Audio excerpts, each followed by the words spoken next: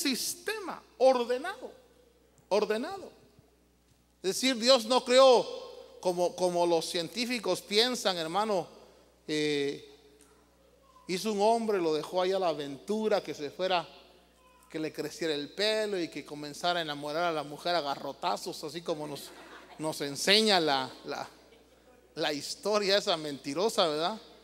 Porque cuando Dios creó a Adán, lo empezó a enseñar, lo empezó a instruir. Es decir, Dios se ocupa de instruir y desarrollar su creación. Pero lo que le quiero marcar es cuántas creaciones no hizo Dios. Tal vez miles. Algunos dicen por ahí en cierta literatura, dicen que hay 7 universos. Y nosotros apenas podemos vislumbrar algo de todo lo que hay, lo que Dios ha creado. En el pensamiento judío, ellos hablan de 7 cielos, no de 3, como la santa tradición evangélica cree. Porque dicen que Pablo fue al tercer cielo, pero hay 7 palabras ahí en el hebreo que hablan de 7 cielos. Sí, nosotros desconocemos muchos misterios de Dios, ¿verdad? Pero Dios empezó a crear. Lo que yo quiero manifestarles es que Dios empezó a crear, y algo muy estructurado, algo bien hecho. Lo que sucede es que Dios no descubrió su corazón a todos, sino que Pablo dice aquí en Romanos, que dice que Dios se reservó un misterio.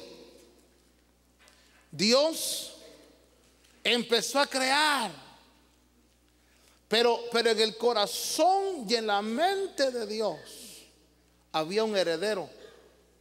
Había alguien a quien Dios quería ponerlo por cabeza de todo lo creado.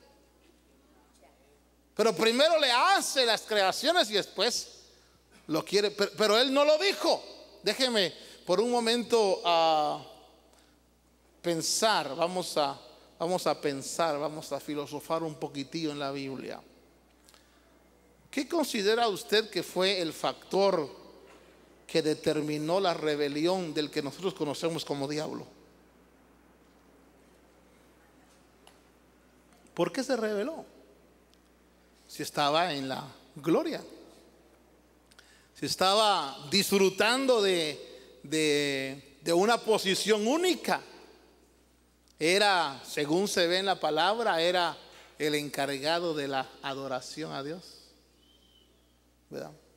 Pero como Dios no se reveló completamente, porque Jesús declaró y dijo: a Dios nadie lo vio, nadie lo ha visto. Quiere decir que no lo veían. Sabían que había un Dios, pero no lo veían.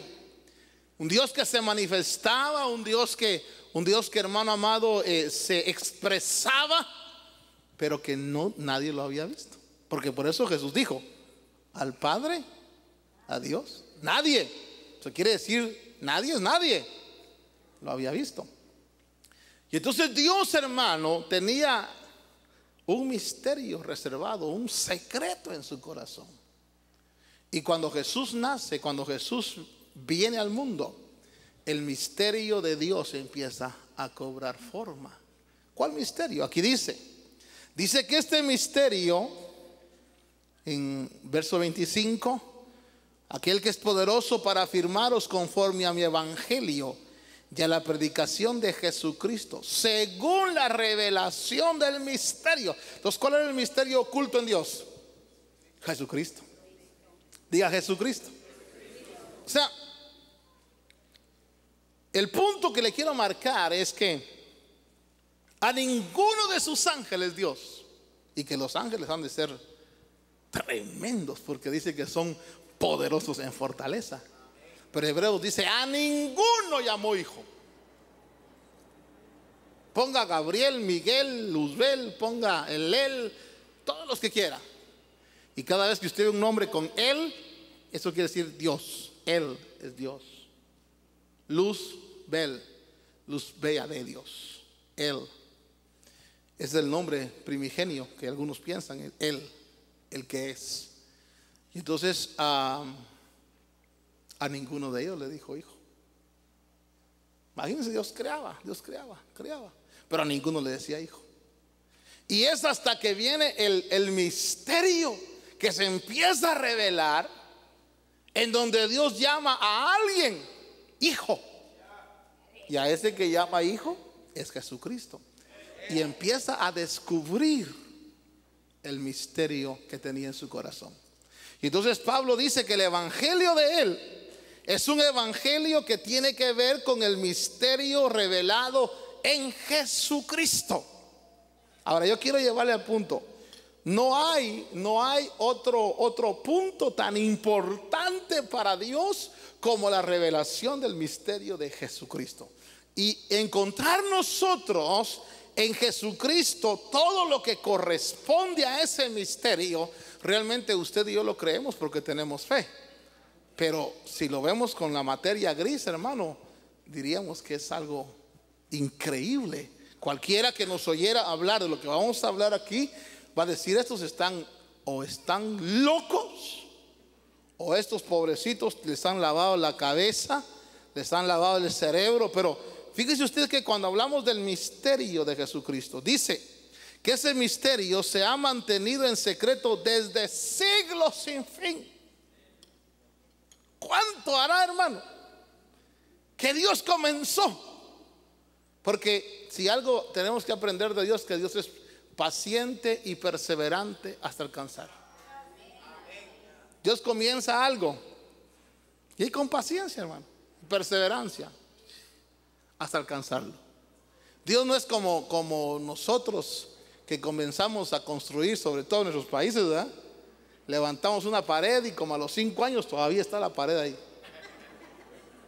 Y cada vez que, fíjese que es tan fácil dar direcciones en nuestros países. Allá donde hay una iglesia que no está terminada, ahí es. Allá donde hay una casa que tiene un montón de alambres para afuera, ahí vivo. Así es tan fácil. Pero Dios es perseverante hasta alcanzar. Y entonces yo quiero llevarle a usted algunos aspectos de este misterio, del misterio de Jesucristo. En primer lugar, quiero llevarle al Evangelio de San Mateo. Mateo capítulo 13. Cuando lo tenga dice amén. Y en Mateo 13, fíjese que Dios dice que empieza a revelar. Verso 33. Les dijo otra parábola. El reino de los cielos es semejante a la levadura que una mujer tomó y escondió en 3 medidas de harina hasta que todo quedó fermentado. Verso 34. Todo esto habló Jesús en parábolas a las multitudes, y nada les habló sin parábola. ¿Qué es una parábola? Una figura. Una parábola es una ilustración. Una parábola no es la declaración específica de un concepto, sino algo que se parece. Dice, por eso es que les habló en parábolas, en figuras. Pero ¿qué es lo que viene hablando en parábolas y en figuras? Dice el verso 35. Para que se cumpliera lo dicho por medio del profeta cuando dijo: abriré mi boca en parábolas, hablaré, oiga, ¿de qué? De cosas escondidas, de cosas ocultas. ¿Desde cuándo?